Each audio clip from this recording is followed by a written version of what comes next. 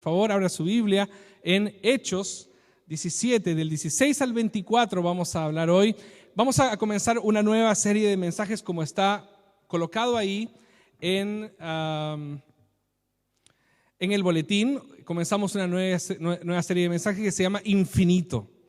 Y la verdad que yo creo que me metí en las patas de los caballos. La verdad que yo imaginé que lo podría construir basado en un texto de Hechos 17, y la verdad que ha sido un desafío para mí. Ya le voy a contar en el sermón cómo el Señor me ha hablado de una manera especial con esto. Y hoy vamos a hablar sobre predicando a un Dios desconocido.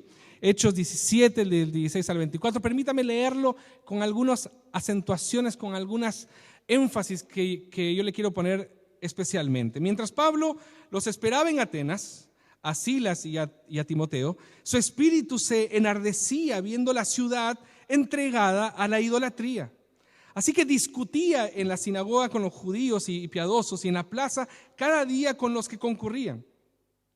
Y algunos filósofos de los epicúreos y de los estoicos disputaban con él, y unos decían: ¿qué querrá decir este charlatán o este palabrero o este, ¿cómo era? Come maíz. Así es, la palabra original es come maíz. No sé por qué.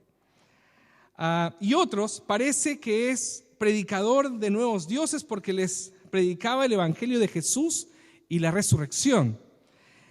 Y tomándole le trajeron al Areópago diciendo: ¿podremos saber qué es esta nueva enseñanza de que hablas? Pues traes a nuestros oídos cosas extrañas. Queremos pues saber qué quiere decir esto, porque estos atenienses y los extranjeros residentes en ninguna otra cosa se interesaban sino en decir o en oír algo nuevo. Entonces Pablo, puesto en pie en medio del Areópago, dijo: varones atenienses, en todo observo que sois muy religiosos, porque pasando y mirando vuestros santuarios hallé también un altar en el cual estaba esta inscripción: al Dios no conocido. Y es interesante porque después dice: al que vosotros adoráis, y en realidad la mejor traducción sería: a lo que vosotros adoráis, yo le pongo un nombre, dice.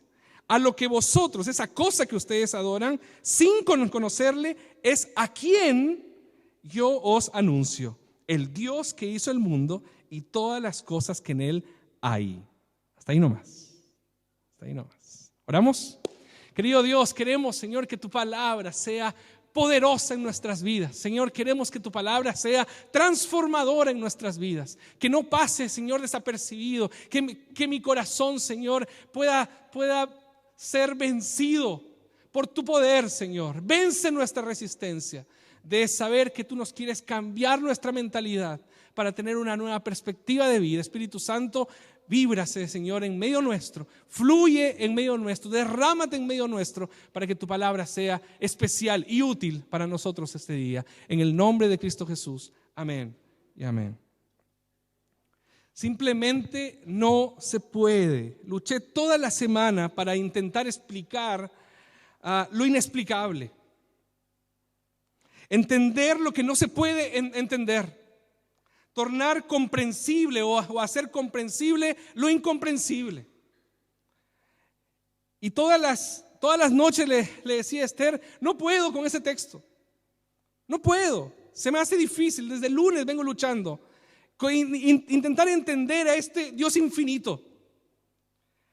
Ustedes saben que yo siempre he luchado para tornar más humana, más digerible la revelación bíblica. Pero hablar de infinitud de Dios significa hablar de un Dios sin límites.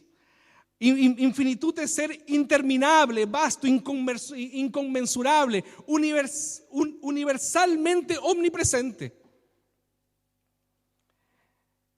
Pero esta semana perdí la batalla. Yo creo que perdí la batalla. Ayer me rendí. Ayer simplemente me rendí. Porque yo no puedo hacer comprensible lo que me pareció incomprensible. No puedo. Dios vive en un modo de ser completamente ajeno y separado de nosotros. Él está por encima de nosotros, excede cualquier tipo de pensamiento, nada lo define, nada lo puede definir. Porque Él es la causa primera de las cosas, por lo tanto, si Él es la causa primera de las cosas, nada lo puede definir. Entonces, ¿cuál fue mi crisis esta semana? Dios es mayor que la misma mente. Entonces, todo saber teológico hace pequeño a Dios. Porque si pudiéramos concebir su grandeza, entonces Él sería inferior a la mente que intenta conceptualizarlo. ¿Cuál fue mi crisis esta semana? Que Dios es superior a todo lenguaje. Dios es mayor a toda afirmación que yo pueda hacer de Él. Porque todos nuestros pensamientos acerca de Él son inferiores a lo que es Él. Un Dios infinito y todas nuestras expresiones más elevadas. Si yo pudiera tener una expresión muy, muy elevada, sería trivial. Serían trivialidades comparadas con Él. ¿Cuál fue mi crisis esta semana? Que Dios es más grande que mis emociones. Porque mi adoración emocional es eso. Es una percepción de lo que yo creo que es Dios. Es una percepción de mis propias expectativas acerca de Él. Es por eso que la contemplación, es por eso que la manifestación de su majestad no necesita elocuencia, no necesita razón, no necesita emoción. Se queda muda. Mi adoración se queda muda delante de Él. Y cuando yo me encuentro con su palabra, y eso fue lo que me pasó, cuando yo me encuentro con su palabra, mi adoración se quedó muda. Señor, ¿qué te puedo decir? Todo lo que yo pueda decirte, entonces quedará pequeño. Entonces la infinitud de Dios no necesita razón, no necesita emoción. Todo esfuerzo mental y emocional resulta débil. Un Dios infinito siempre me llevará a una adoración indescriptible. Y para allá voy. Para allá voy hoy. Entonces le pregunté, ayer me rendí. Ayer yo no tenía esta introducción y ayer me rendí y le dije, ¿cómo le hago, Señor? ¿Cómo le hago? Estoy frustrado. Y el Señor me dijo, no te hagas una imagen de mí. El Señor me dijo, el problema no está en hacer visible lo invisible, sino en hacer comprensible lo incomprensible. Tu problema son las imágenes mentales que tú tienes acerca de mí. Ese es tu problema, porque esas imágenes mentales que tú tienes acerca de mí me impiden revelarte o revelarme como yo soy. Entonces Él me dice, vuelve a mi palabra, porque ella tiene la imagen más perfecta acerca de mí. Vuelve a mi palabra. No me busques en las imágenes mentales que tú tienes acerca de mí. Búscame en mi palabra, porque ella tiene la imagen más perfecta acerca de mí. Entonces, hermanos, nosotros podemos comenzar a escudriñar a Dios al conocer mejor su palabra. O podemos comenzar a conocer a Dios cuando nosotros escudriñamos mejor su palabra. Dios se ha revelado a sí mismo, ha revelado su carácter, ha revelado su naturaleza, ha revelado su forma de ser. Y aunque sea una comprensión reducida acerca de Él, es la imagen más perfecta que yo puedo tener acerca de Él y que nos lleva a Cristo, la imagen misma de su sustancia. Mi desafío hoy es indignarme como se indignó el apóstol Pablo, pero plantear una propuesta, una audaz propuesta como planteó el apóstol Pablo. Cuando yo predico acerca de un Dios desconocido, lo primero que surge es una profunda indignación. Mira lo que dice versículos 16 y 17. Mientras Pablo los esperaba en Atenas, su espíritu se enardecía viendo la ciudad entregada a la idolatría Pablo llegó a Atenas, la capital intelectual del mundo en aquella época.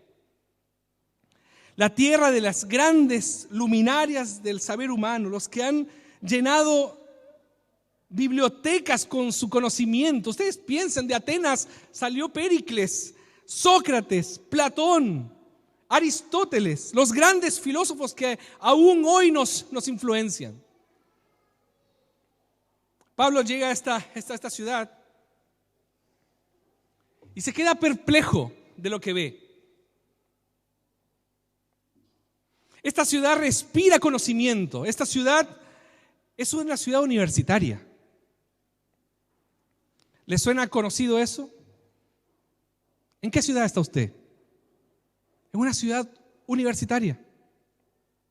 Atenas era una ciudad universitaria.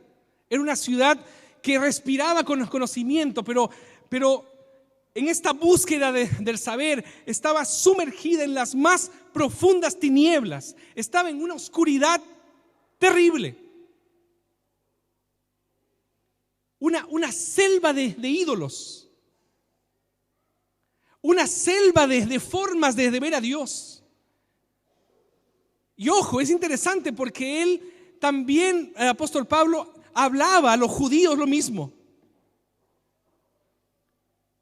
Muchas formas de ver a Dios. Nosotros tenemos muchas formas de ver a Suetonio, un historiador de la época, dice que había 30,000 estatuas dedicadas a los dioses en Atenas. 30,000 estatuas. Pablo camina por la ciudad, conversa con la gente y cada vez más su espíritu se enardecía, se indignaba, dice. Entonces yo le quiero preguntar lo mismo que me he preguntado. ¿Acaso no es nuestra realidad? Él no está hablando, el apóstol Pablo no está hablando de otras religiones, está hablando de una cultura en la cual todo se torna un Dios para nosotros. Nosotros hacemos dioses de cualquier cosa, se lo planteo. La hiperconectividad, la agenda, el éxito, el tiempo, la familia, los hijos, la carrera, la belleza, la religión, el trabajo, uno mismo, todo. Nosotros hacemos dioses de todo. Entonces, a Diógenes, de hecho, otro personaje importante, a Diógenes, en una caminata parecida al del apóstol, le preguntaron: ¿qué estás buscando? Y él satiriza. Él satiriza diciendo: estoy buscando un hombre, porque en esta tierra solo veo dioses. Estoy buscando un hombre, porque en esta tierra solo veo dioses. Pablo se indigna y dice: pero ¿cómo tanto idólatra? Ojo, yo le quiero llevar a este pensamiento. Pablo no está hablando de otra religión, está hablando de una cultura idólatra. Él tiene en mente a Jesucristo, él tiene en mente la resurrección como eje central de su predicación. Llega a la plaza donde todos se reunían a discutir sus filosofías y la gente los escuchaba mientras hacían sus cosas.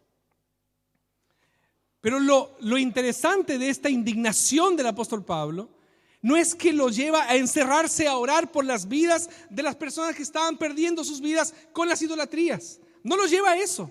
Tampoco lo lleva a enfrentarlos diciendo: ustedes son una manga de idólatras. Tampoco lo lleva a pelearse con ellos. Lo interesante es que esa indignación lo hace ser una persona muy lúcida. Y lo que él hace es dialoga, persuade, escucha, observa, propone de forma lúcida, de forma inteligente. Y ojo, es alguien guiado por el Espíritu Santo, porque el apóstol Pablo tenía su carácter. Él podría simplemente haber ido y botar todos los ídolos, pero no hizo eso. Lo que él hizo, dijo: no, esto yo tengo que hacer una propuesta. Pero ¿qué escuchaba el apóstol Pablo en esa plaza? ¿Con qué tenía que comparar Pablo su forma de ver a Dios? Básicamente dos formas, dos grupos filosóficos polarizaban la discusión en aquella época. Lo cual me lleva a un segundo punto. Una triste realidad. Miren lo que dice el versículo 18. Y algunos filósofos de los epicúreos, de los estoicos, disputaban con él. ¿Quiénes eran estos compadres? ¿Quiénes eran estos epicúreos estoicos? Los epicúreos entendían que la vida es apenas aquí y ahora. Ellos entendían de que no hay futuro, no hay mañana, no hay cielo, no hay infierno, no hay eternidad, no hay bienaventuranza, no hay condenación eterna. La vida es una jornada entre la cuna y la sepultura. Por lo tanto, su lema era: comamos y vivamos porque mañana viviremos. El sentido de la vida para ellos era el placer. El sentido de la vida para ellos: hay que pasarla bien. No hay mañana, no hay futuro. Disfrutemos el presente. Hay que pasarla chancho hoy. Esa era la propuesta de ellos. Y esa filosofía aún está viva. La gente hoy vive por un placer inmediato. La gente no quiere pensar, solamente quiere sentir.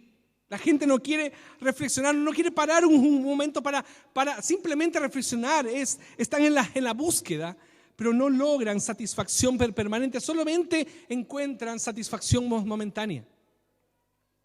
Entonces, las personas no han pensado en el destino de su alma, no están pensando en lo que va a pasar después, no están pensando en las consecuencias de lo que están haciendo. Viven la vida desatentamente, viven la vida desconectadas de la trascendencia.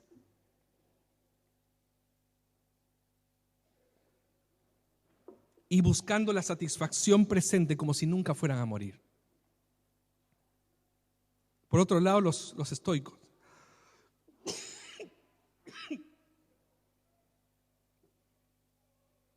Los estoicos eran materialistas. Los estoicos eran panteístas. Los estoicos eran fatalistas. Creían que la vida estaba marcada por un destino ciego. Creían que la vida estaba marcada por un destino implacable. Y decían: el destino está escrito para cada uno. Lo que ellos decían era que nosotros por eso debíamos aguantar el dolor. Aguante estoico. Aguante estoico. No podemos, o tú no puedes cambiar el rumbo de tu vida, así que tienes que aguantar. No puedes respirar, soñar, no puedes tener esa esperanza. Y eso inevitablemente los llevaba a un conformismo con la vida. Y esta filosofía está viva aún. Hay gente que no tiene esperanza, que cree que la crisis será siempre permanente, que cree que no hay más posibilidad de romper las cadenas de la esclavitud, del pecado, del vicio, que no cree en la posibilidad de la restauración del matrimonio, de la familia, de la gente que cree que no puede tener más el perdón de Dios. Gente fatalista, gente que cree que no es posible recomenzar, que no es posible cambiar, que no es posible salir adelante. Si nosotros pudiéramos resumir el pensamiento de los epicúreos, sería: viva la vida. Y si yo tengo que resumir el de los estoicos, sería: aguanta la vida.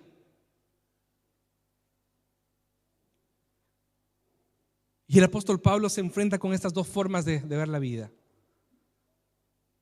Yo creo que es nuestro problema también. Es la forma también en la que nosotros nos expresamos.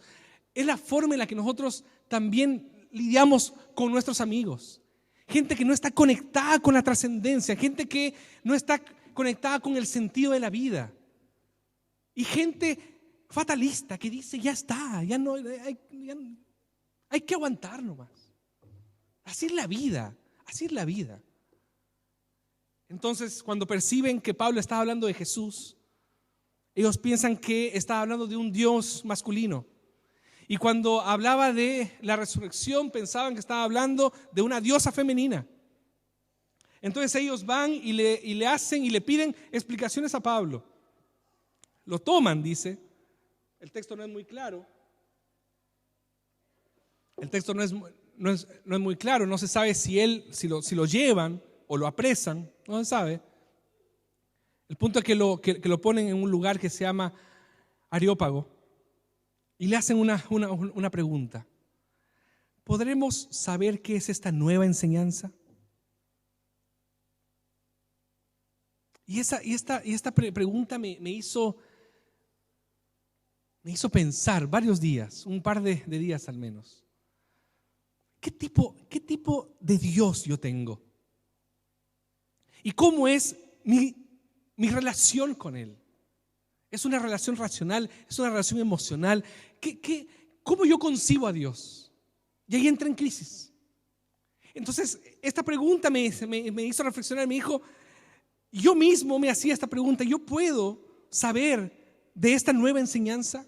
¿Yo puedo saber de esta enseñanza, de esta predicación del apóstol Pablo, muy, muy inteligente por cierta?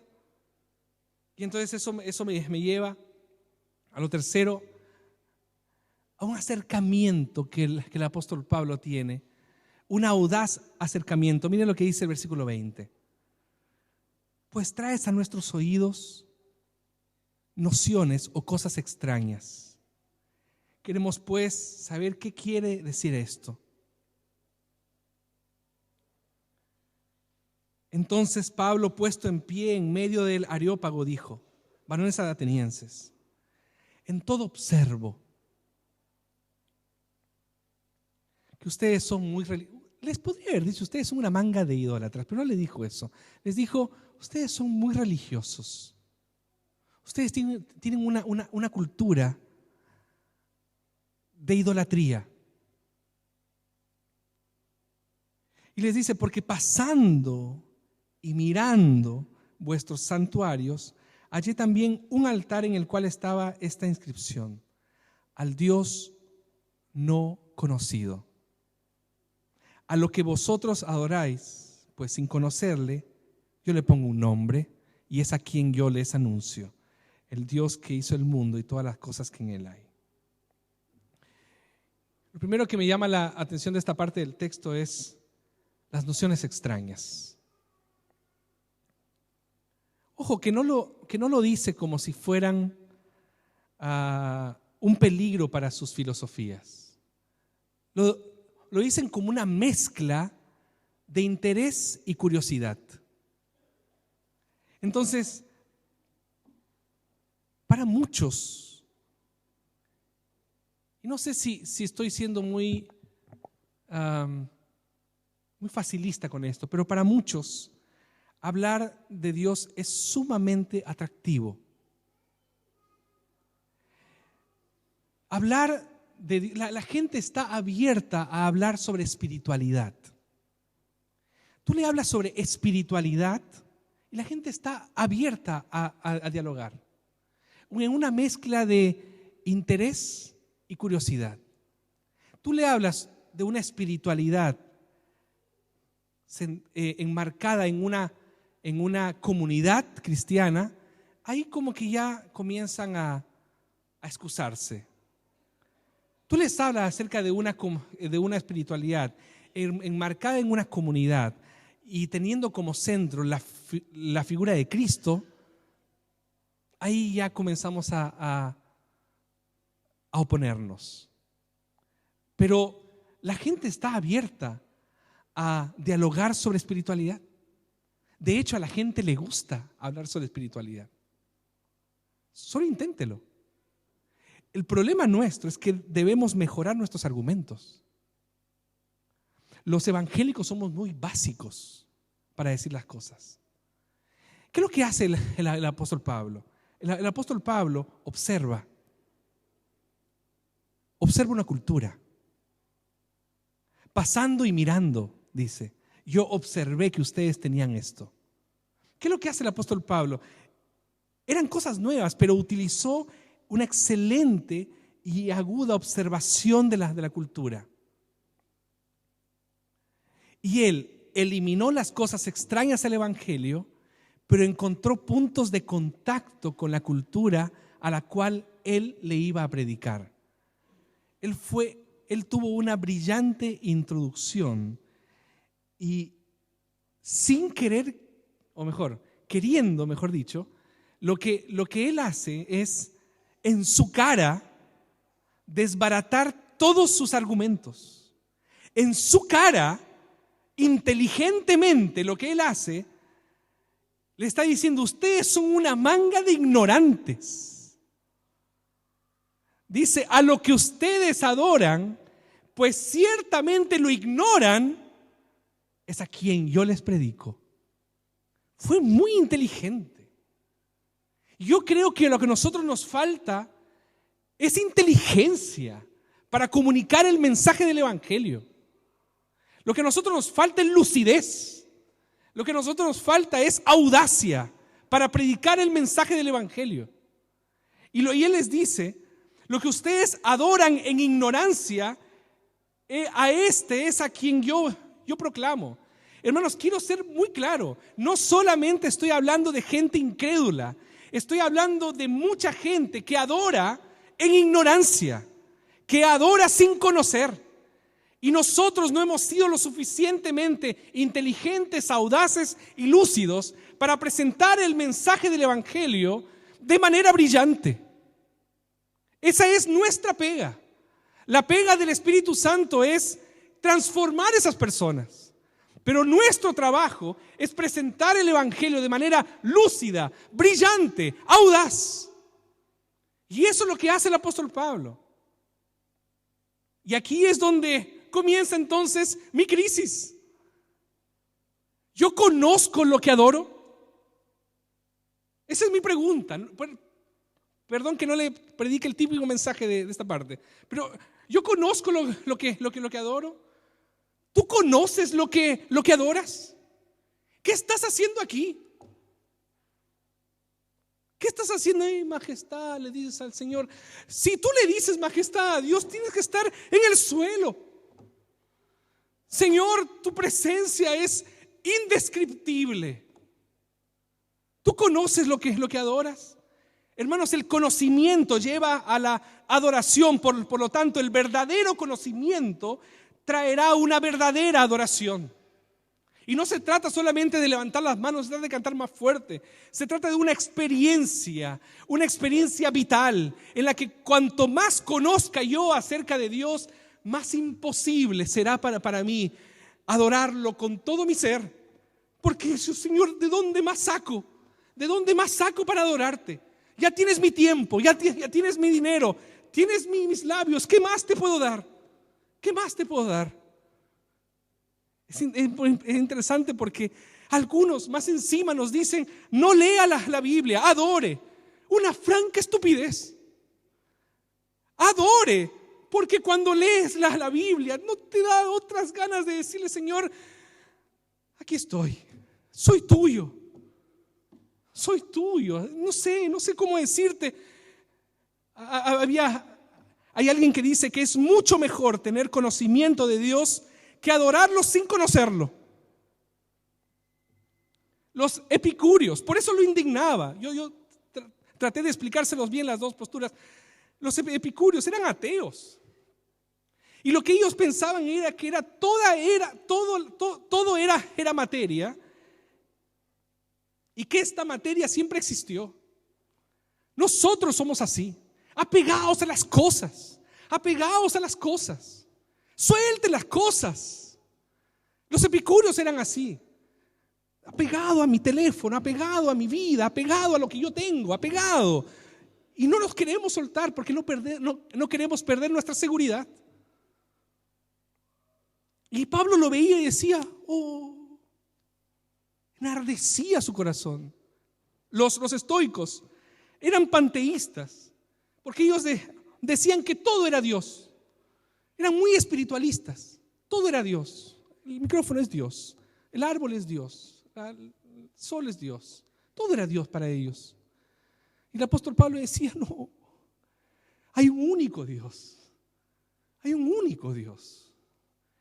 Entonces Pablo les habló en su cara. Por eso yo me detuve en la primera parte del versículo 24, porque eso quedé exhausto con esta parte.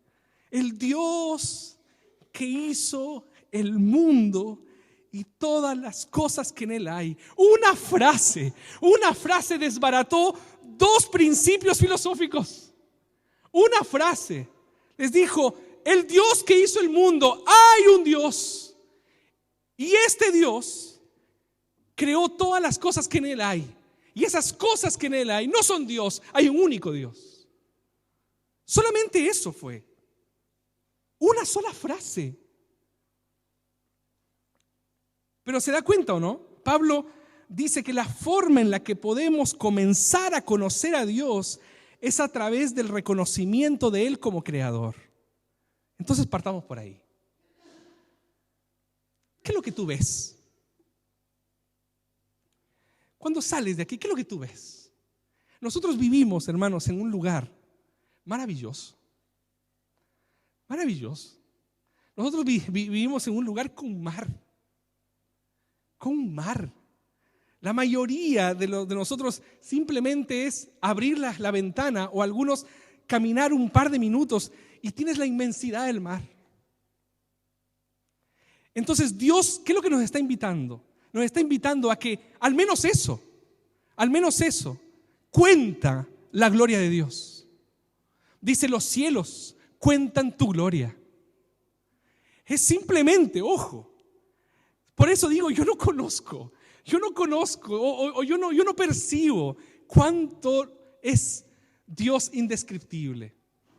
Todas las mañanas, al abrirle la cortina a mis hijas, yo tengo la posibilidad de ver ese mar. Y yo me he preguntado, ¿por qué no lo adoro? ¿Por qué no lo adoro? Si la forma en la que yo puedo comenzar a conocer a Dios es a través del reconocimiento de Él como creador. Hermanos, nosotros comenzamos a conocer lo infinito a partir de lo finito. Entonces, la percepción de la creación hace incomprensiblemente comprensible a Dios en su ser infinito. Yo sé que parece un trabalengua, pero Nicolás de Cusa lo decía. Dice: la percepción de la creación hace incomprensiblemente comprensible a Dios en su ser infinito. Entonces es: Señor, yo no puedo entender lo que tú eres, pero comprendo que tú eres el creador. Tremendo, tremendo. Entonces, quiero dejarlo aquí. Agustín de Hipona tenía la razón. Yo no quiero que nadie se enorgullezca ahora, pero él tenía la razón con esto. Dice, miren lo que dice Agustín de Hipona: la inteligencia humana es capaz de Dios.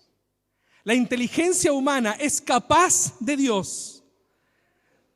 Su perfección es el conocimiento de Dios. Si tú conoces a Dios, es porque tu inteligencia fue capaz de Él. Y la perfección de tu mente es el conocimiento de Dios. Tremendo, Agustín de Hipona. Porque luego el apóstol Pablo nos dice en el versículo 27, que ya voy a llegar ahí, para que busquen a Dios, si en alguna manera palpando puedan hallarle, aunque ciertamente no está lejos de cada uno de nosotros. Dice: te basta que lo palpes. Tremendo. En oscuridad. ¿Ya ha caminado en oscuridad? Cuando uno tiene hijas es más complicado caminar en oscuridad, porque siempre dejan juguetes en el medio. Y uno va intentando caminar, intentando encontrar en el camino. Encontrar el camino. Y Dios dice: eso te basta para reconocerme como creador. Palpando. Y dice, me encanta eso, porque no está lejos de ti. No está lejos de ti. Nosotros tenemos que acudir al insaturable deseo de comprender lo incomprensible. ¿Por qué? Porque ese insaturable deseo de conocer lo incomprensible es el más íntimo motor que nos hace retornar una y otra vez a Dios. ¿Hay algo que te fascina? ¿Qué es lo que te fascina? ¿Qué es lo que te gusta hacer? Si no te gusta hacer nada, no tienes vida. ¿Qué es lo que te gusta hacer? ¿Qué es lo que te gusta? Estar con tu pololo. Puede ser, para los chicos aquí, obviamente. ¿Qué te gusta hacer? ¿Leer? ¿Te has encontrado con una novela en la que no puedes dejar de leer hasta el fin? Tengo que leer, tengo que llegar al final. Insaturable deseo, no se satura con nada.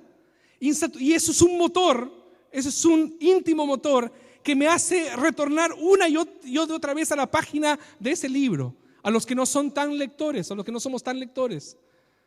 Aquella serie, aquel seriado, aquella serie que tiene temporada 1, temporada 2, temporada 3 y tiene 21 capítulos. Por Dios, 21 capítulos. Y encima que ahora hay programas como Netflix que me dan todo el paquete. Y uno dice, ¿cómo te pueden dar todo el paquete? Está mal que hagan eso está mal. Me llevan al pecado. Y a mí, gracias a Dios, me gusta House of Cards, que tiene solamente 13 capítulos. Y el tema es que ellos lo anuncian. El día lunes llegará House of Cards a Netflix. Y yo digo, no, que no llegue. Porque si llega, yo voy a estar los 13 capítulos pegado a la tele, porque no voy a poder despegarme, porque no me satura. Quiero saber qué es lo que pasa después. Y llega el día. Y Esther ya sabe. Mis hijas ya saben. Llega y siempre lo dan. Son geniales los del marketing de esas empresas. A las 10 de la noche. Claro, uno no tiene nada que hacer a las 10 de la noche. Ya acostó a las niñas, 10 de la noche. Uno dice, yo siempre digo, voy a ver una sola serie, porque después tengo que ir a dormir, porque mañana es lunes, tengo que levantarme temprano otra vez. Al tercer capítulo dice, esta es la última. 4 de la mañana, y bueno, ya que estamos aquí, vamos a terminar. 8 de la mañana, buenos días, amor, que el Señor te bendiga. Aquí estaba orando delante de la presencia del Señor y se me pasó la hora.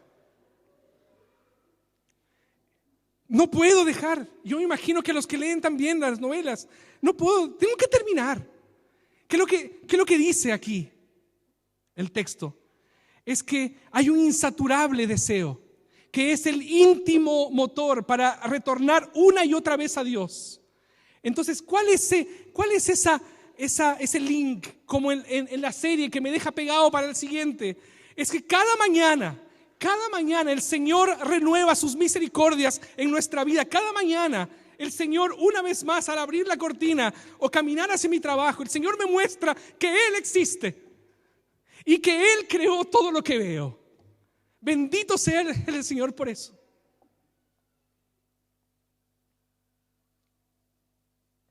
Entonces, como Dios es infinito, solo Él puede movernos. Y este deseo insaturable es el que hace rebasar todo lo finito, atrayéndome a Él. Inevitablemente ese deseo insaturable no se sacia con la creación. Y cuando yo vuelvo a la palabra que me da la imagen perfecta, o la mejor imagen que yo tengo acerca de Dios, cuando yo vuelvo a su palabra, ese deseo insaturable de querer más de Dios, ¿a quién me lleva? Me lleva a Cristo, la imagen misma de su sustancia, porque la creación no es lo que el Señor me quiere mostrar. Lo que el Señor me quiere mostrar es a Cristo, la mejor y más perfecta imagen del Dios infinito. Por eso Agustín de Hipona, y de verdad con esto termino, vaya donde vaya, dice Agustín de Hipona, en los confines del cielo y de la tierra, saldría Dios a mi encuentro, pues ha dicho, yo lleno el cielo y la tierra.